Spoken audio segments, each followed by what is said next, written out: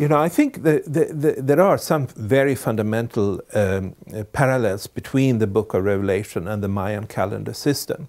So this cosmic plan I'm talking about, I think it was understood in different aspects in different peoples of the world. And that would include the Jewish tradition that wrote the Bible and the Book of Revelation. So for instance, I've been talking here about how each of these underworlds is a process in 7 steps of active days when things happen. And if you read the Book of Revelation, it's full of these descriptions of step by step, the first angel, the second angel, up until the 7th angel. That would be a direct parallel to how the Mayan deities would be carrying certain energies and implanting it on the earth as you so like. So that is one thing that I think is an important parallel. There are others in how it's designed. But I also tend to think that the overall idea of the Book of Revelation is that towards the end, after a lot of turmoil and whatever dramatic events, there is the promise of a new world where there should be no pain, no sorrow, and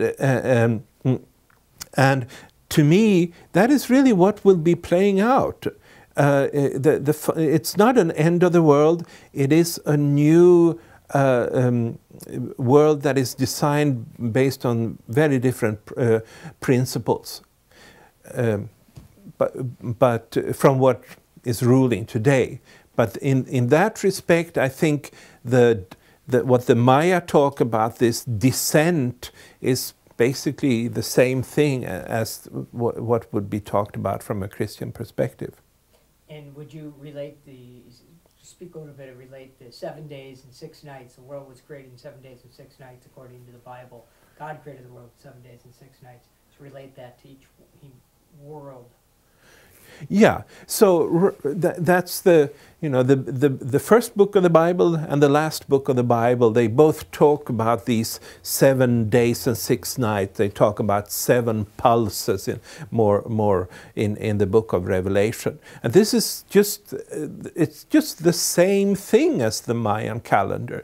This is something that was, I think, a natural knowledge to the ancient peoples of our world that really recognized that there is a creative intelligence behind all that's happening. But then it has somehow got lost in the process, and we've been so focused on small little details in our understanding of the world that this big whole these evolutionary waves that are guiding our process have been lost. How does understanding this help you live today? Yeah, that is, I think it is good to know what's happening around you. I think it helps. If you're not aware of this, you might think that in the time ahead it's just a big disaster that is coming.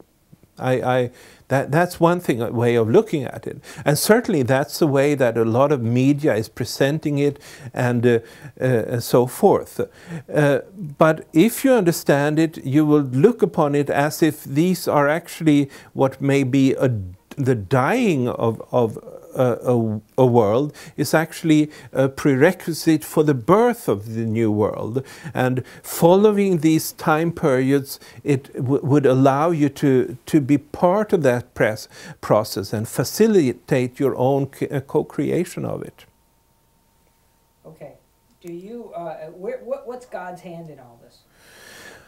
God, in my view, is, all I can say is that it's an intelligence that is behind the whole plan, so to speak. That's what I would call God. That is the intelligence that designed this cosmic plan. And that intelligence, I think, in the end will want to be seen and recognized. That may be the only thing where it's all going, so to speak.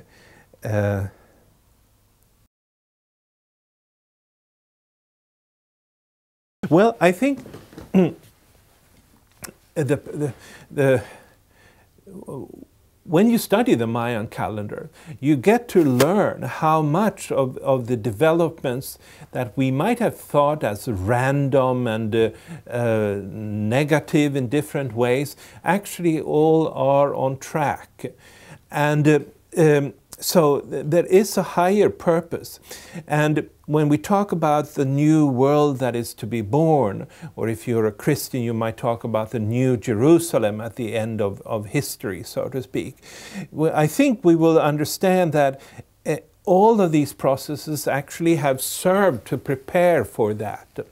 And so there is a sort of purpose in terms of the end result that becomes clear from these processes. I see the end result as being very positive. Yes, what I see along the line is a world where much of what has been plaguing us will be gone. I see a world where we will be safe, where we will not be concerned about survival, where we will be, where we'll have come to a new level of creativity, a new power that is not really here, because we haven't yet assimilated what is coming with the ninth underworld that hasn't been activated yet. And once that happens, I believe there will be a new power, and that will bring a lot of joy. Exactly, as it says in some of these scriptures. And I think it's so important that the book of Revelation says that the past will no longer be. This new ninth level will actually be able to disconnect it from much of our suffering history and so forth in a way that I believe is very hard to fathom for us at the present time. So I believe that it's not like first the old world disappears and then the new world comes after that, so to speak. I think the two processes will be running in parallel. As we develop the new world, the old world falls behind, and we are leaving it behind, basically. And what can you say about what we can expect on the? It sounds to me like one door closes, another one opens, but we've got this hallway in between to be worried about. I would say so too. That's that's what I think too. For the next coming years, I think there will be a lot of difficult things. If you look at the world that I have portrayed here, as far as I can gather from the Mayan calendar, it's quite different from the world the way it is today.